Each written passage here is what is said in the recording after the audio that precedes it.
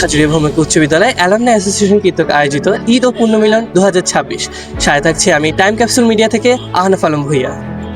আমি মোহাম্মদ মিরাজ মুন্সি। আমি ইয়াসিন রহমান নীলন। আজ বহুল প্রতীক্ষিত 30শে মে খাজুরিয়া ভৌমিক উচ্চ বিদ্যালয়ে অনুষ্ঠিত হতে যাচ্ছে অভিষেক ঈদ ও পুণ্যমিলন 2026। প্রথমেই প্রত্যেক অ্যালামনাইকেই কিউআর কোড স্ক্যানার মাধ্যমে চেক ইন করতে হয়।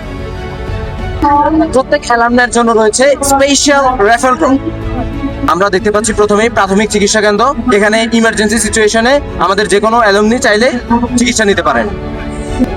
শরীর এবং মনকে রিফ্রেশ করার জন্য সাথে থাকছে আমাদের চা ও কফি স্টেশন। অ্যালামনাইদের জন্য রয়েছে ফটো বুথ। আজকের আয়োজনে থাকছে সকালের নাস্তা, দুপুরে খাবার এবং বিকালে স্ন্যাক, যেগুলো প্রাক্তন শিক্ষার্থীরা তাদের পুরো পদার্থ টোকেনের মাধ্যমে সংগ্রহ করে নেবেন।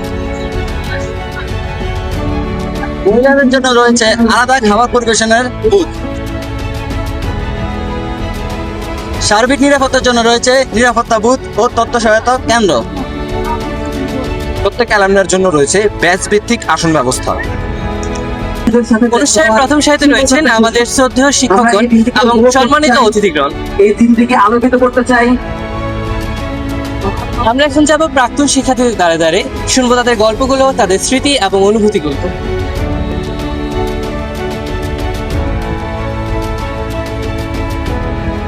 অনুষ্ঠানের শুরুতে আমরা পেয়ে গিয়েছি মহান মুক্তিযুদ্ধকালীন একটি ব্যাচ, 1971 ব্যাচ। আসসালামু আলাইকুম, আপনারা কেমন আছেন? আলহামদুলিল্লাহ, আমরা খুব ভালো আছি, খুব খুশি হয়েছি। এই অনুষ্ঠানে আসার পরে আপনার সবার প্রথমে কোন জিনিসটা মনে আসছে? আমার সবচেয়ে ভালো লাগছে যে সবাইকে একত্রিত করতে পারছেন। আপনারা যে শ্রম দিচ্ছেন যে আপনার সব সার্থক করতে করি, ভবিষ্যৎ যেন আরো হয়। খাজুরিয়া ভৌমিক উচ্চ বিদ্যালয় অ্যালুমনাই অ্যাসোসিয়েশন কর্তৃক আয়োজিত এই অনুষ্ঠানটিতে আপনার এসে কেমন লাগছে আপনার কাছে? আমার কাছে খুবই ভালো লাগছে। আমি এই স্কুলের প্রাক্তন একজন ছাত্র, এই হিসাবে আমার কাছে এই ধরনের অনুষ্ঠান এই প্রথম, এই হিসাবে আমার কাছে খুবই ভালো লাগছে।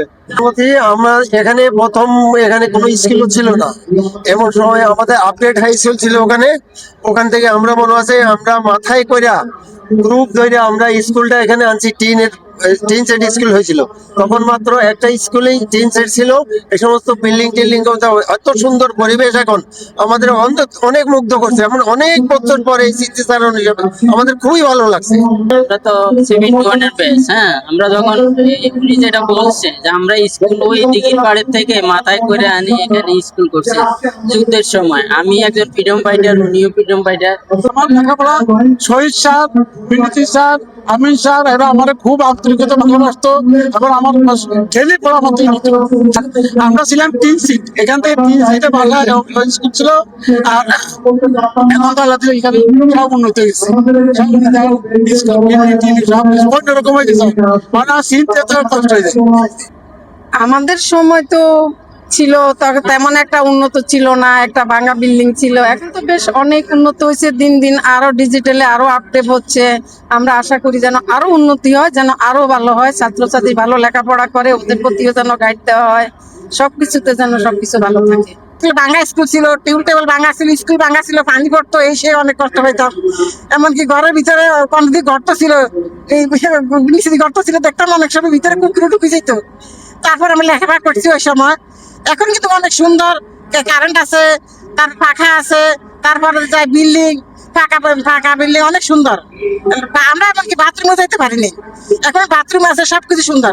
স্কুলের অবস্থা বেশি একটা ভালো ছিল না। আমরা যখন ক্লাস করতাম তখন উত্তর সাইডে একটা টিন সেট ছিল, দোতলা একটা টিন সেট ছিল। বৃষ্টির সময় অনেক সময় পানি পড়তো, পানি পড়লে আমরা পিছ লাগাইতাম, দেখা যাইতো অনেকে একজনের ধাক্কা মারতাম বর্ষার সিজনে। আমার কাছে আজকে এত দীর্ঘ এত বছর পরে এই আয়োজনটা অনেক ভালো লাগছে। আমার বড় এবং ছোট যারা এই আয়োজনের জন্য চেষ্টা করেছেন, আমি তাদেরকে আমার পক্ষ থেকে এবং আমাদের বেসের সবার পক্ষ থেকে অসংখ্য ধন্যবাদ জানাচ্ছি।